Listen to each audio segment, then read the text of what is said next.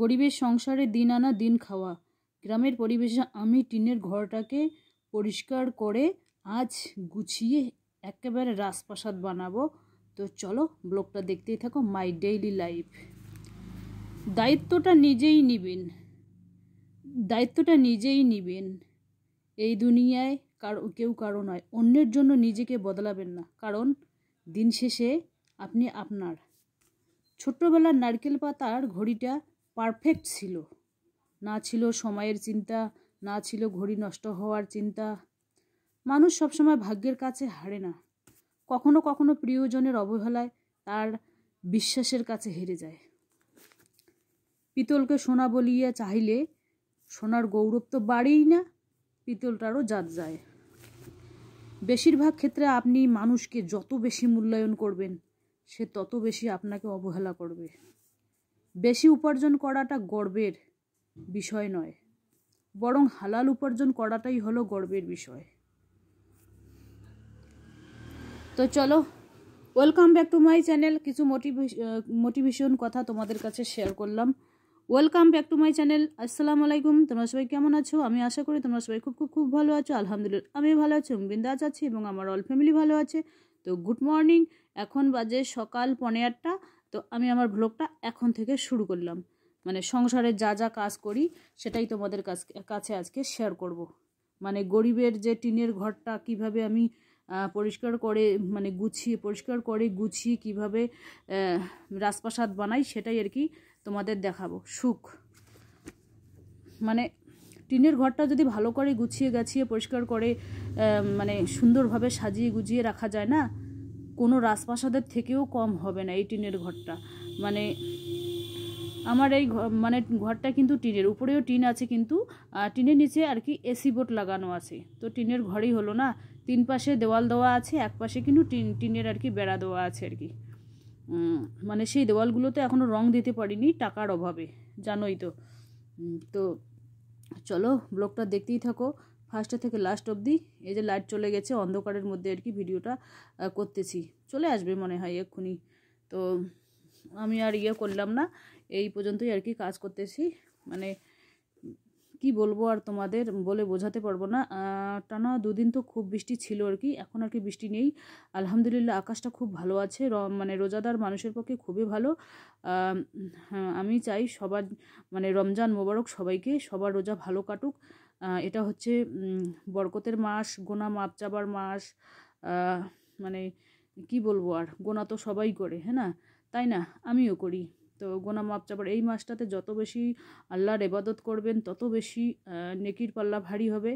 আর আমি এই খাটের উপরটা যে ধুলোবালি পড়ে সেগুলো একটু মুছিয়ে নিচ্ছি আর কি। মানে কি বলবো আর, আমাদের বাড়ি তো মেইন রোডের সামনে, সব সময় ধুলোবালি লেগেছি।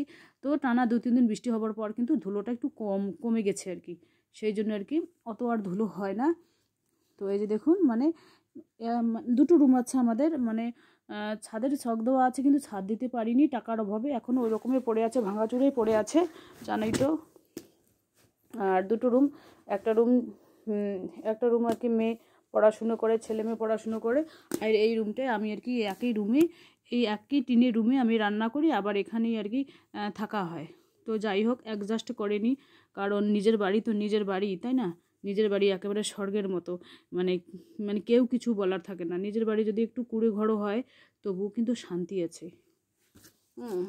তো আমার কিন্তু 2টো রুম, আমাদের কিন্তু 2টো রুম, 2টোতে কিন্তু টিনের বেড়া দেওয়া আছে, উপরে টিন দেওয়া আছে। মিথ্যা কথা বলে কোনো লাভ নেই।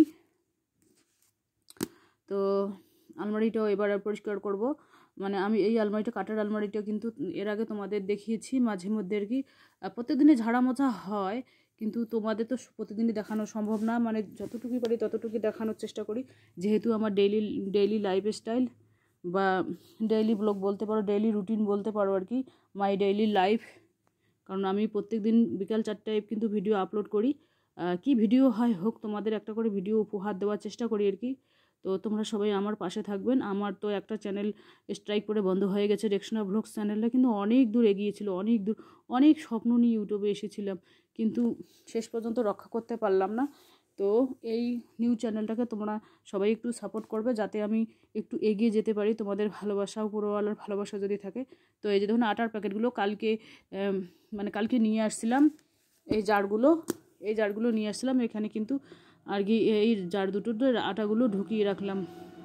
সকালবেলা পরিষ্কার করে নিয়েছি। এই জারগুলো কিন্তু আমি সস্তা দামে পেয়েছি। যদি প্লাস্টিকের দোকানে যেতাম এই জারগুলো কিনতে 40-50 টাকা করে নিত এই জারগুলো।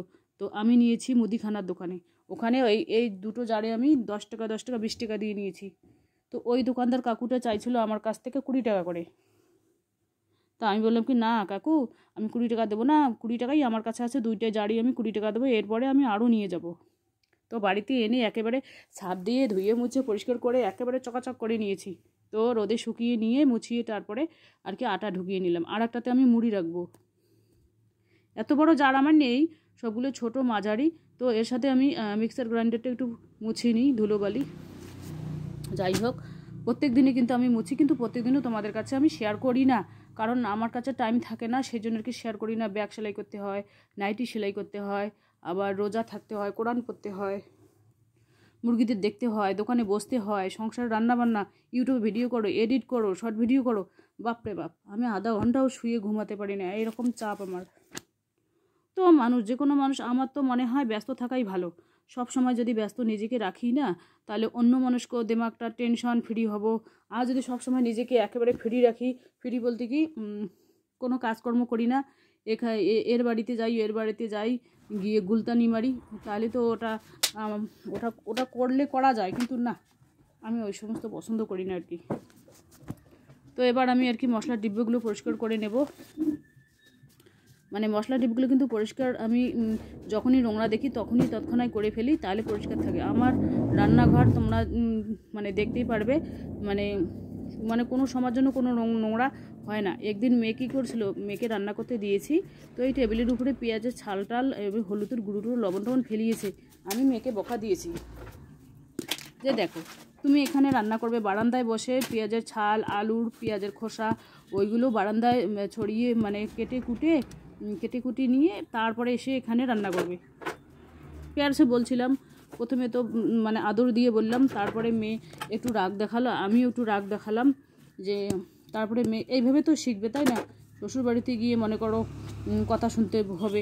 কাকে শুনতে হবে জানো? মাকে শুনতে হবে। হ্যাঁ, তোর মা এই শিখিয়েছে, এই পড়িয়েছে, কিন্তু বাবাকে কোনোদিনও বলবে না কেউ যে তোমার বাবা এই শিখিয়েছে, এই পড়িয়েছে। মার একেবারে কিমা ধ্বংস করে ফেলবে শ্বশুরবাড়ির লোক। তারপরে সেদিন থেকে মেয়ে আর শিখলো একটা, সেদিন এভাবেই তো শিখে যায়, মার কাছ থেকেই তো শিখে মেয়ে। তখন থেকে মেয়ে যে কোনো জিনিস, পেঁয়াজের ছাল, আলুর ছাল, যে কোনো সবজি কাটুক না কেন, বারান্দায় কেটে নিয়ে এসে ধুয়ে টুয়ে একেবারে এখানে এসে রান্না করে। তাহলে আর রান্নাঘরটা অত অগোছলো হয় না। আর যদি ওই রান্নার টেবিলের উপরে, ব্যানারের উপরে যদি সমস্ত কাটাকাটি বা যে কোনো তেল মশলা করানো হয়, তাহলে পরিষ্কার তো নিজেকে করতে হয় না, কষ্টটা তো নিজেকে করতে হয়। সেই জন্য কষ্টটা কমানোর জন্য বারান্দায় ঠিক আছে। এখন আমি রাইস কুকারের বাইরেটা আর কি মুছে নিচ্ছি, ইন্ডাকশানটা মুছে নিলাম। ইন্ডাকশানটা রান্না করতে হলে বাপরে বাপ, জমিদারির মতো রান্না করতে হয়। যারা অফিসে চাকরি বাকরি করে, জমিদারি রান্না ইন্ডাকশানে। ওই জন্য আমি কি করি জানো, ইফতারি যখন জোগাড় ধরতে হয় 4টায় ধরি না, আমি কোনোদিন 2টোই একেবারে ভাত তরকারি বানিয়ে ফেলি।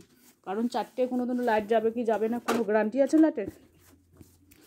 আর গ্যাস ভরিয়ে রেখে দিয়েছি 6 মাস চলে যাবে। যখন লাইট ফাইট চলে যায় তখন গ্যাস ধরাই। আর গ্যাসের মধ্যে কিন্তু আমি রুটি বানাই, বেগুন পুড়িয়ে ভর্তা বানাই, শুকটি পুরি, আর এই গ্যাসের মধ্যে আর কি। তো সেই জন্য গ্যাসটা অনেক দিন চলে যাবে আর কি আমার পক্ষে। কারেন্টেই আর কি রান্না করি, ইন্ডাকশানে রান্না করি। পানি গরম থেকে দুধ তো নেই, দুধ পাওয়াই যায় না, পানি গরম করি, আবার ইন্ডাকশানে করি, সমস্ত কাজ করিনি, কিন্তু স্লোভাবে চলে আর কি। তো এবার আমি ঘরটাকে ঝাড়ু দিয়ে নিলাম, রুমটাকে ঝাড়ু দিয়ে নিলাম। এই রুমের মধ্যে দেখুন, এই কাঠের আলমারিতে এই রুমের মধ্যেই আমি ঢুকিয়েছি। এই রুমের মধ্যে সিম্পল জিনিস আছে, অত কিন্তু সাজানো গোছানো জিনিস নেই। বলতে পারো এটা কিচেন আর কি। একটা বেড আছে, একটা আলমারি আছে, আর কিচ্ছু রাখিনি। আরও অন্য রুমে একটা রুম আছে, ওইটাতে আলাদাভাবে ধানের বস্তা, রুম তো না, ওই বারান্দা আছে, ওইখানে ওই বারান্দার মধ্যে ধানের বস্তাটা যা আছে আমার অকেজো জিনিস ওখানে রেখে দিয়েছি। আর আমার আবার এই আলনা টালনা পছন্দ না। আমার যে কোনো কাপড় হোক আমি আলমারি ধুয়ে রাখবো, বাস ধুলোবালি পড়বে না, ওখান থেকে কোথাও যাই ওই আলমারির থেকে বার করে নিলাম, বাস হয়ে গেল। তো এখন আমি ঘরটাকে আর কি মুছে নেব, আর কি ঘরটাকে মুছে নেব। এই সমস্ত কাজ তো প্রতিদিনই করতে হয়, তাই না? তো জানোই তো আমরা মধ্যবিত্ত ঘরের গৃহিণী, গরিবের সংসারে যতটুকুই আর কি দিন এনে দিন খাওয়া হয়, কারণ আমাদের তো চাকরি বাকরি অত বড় ব্যবসা ট্যাবসা নেই, দিন এনে দিন খাওয়ার মতোই আর কি খাই আর কি, মানে চলে আলহামদুলিল্লাহ। দিন এনে দিন খেলেও আলহামদুলিল্লাহ, আল্লাহর শুকরিয়া আদায় করতে হয়। তো এইভাবে আমি ঘরটাকে আর কি মুছিয়ে নিলাম। ঘরটাকে মোছার জন্য আমি বেশি কিছু পানি নেই না, তো সামান্য ইফতার আয়োজন করব, একটু আর কি পোলট্রির মাংস আর কি। আর আজকে মেয়ে বলছে ডিম খাবো, তো দেশি মুরগির ডিম আজকে করব, আলুর ডাল দিয়ে দেশি মুরগির ডিম করব। আর ওই যে পোলট্রির মাংস একটু কষা কষা করব, আর শাক করব, মা শাক দিয়েছে, শাক করব। আর আব্বা ইফতার দিয়েছে, আমি কিন্তু ইফতারের জোগাড় কোনোদিনও করি না, আমার আব্বা ইফতার করিয়ে পাঠিয়ে দেয়, সেই ইফতারের আয়োজন দিয়ে আমি খাই আর কি, ইফতার খুলি আর কি। আলহামদুলিল্লাহ, ছেলে মেয়ে, ছেলের আব্বা, আমরা চারজনই কিন্তু আর কি রোজা আছি তোমাদের দোয়া আশীর্বাদে। তো এই যে দেখুন এখানে আর কি ইফতার আয়োজন কি কি। ছেলের জন্য তো আলু ভাজা তো ভুলে গেছি বলতে, আলু ভাজা করেছি, ওর তো আলু ভাজা খুব পছন্দ। এই যে আলুর ডাল বানিয়েছি, শাক আর একটু মটন তো দেখিয়ে দিলাম। এই যে আমার আব্বা ইফতার পাঠিয়েছে।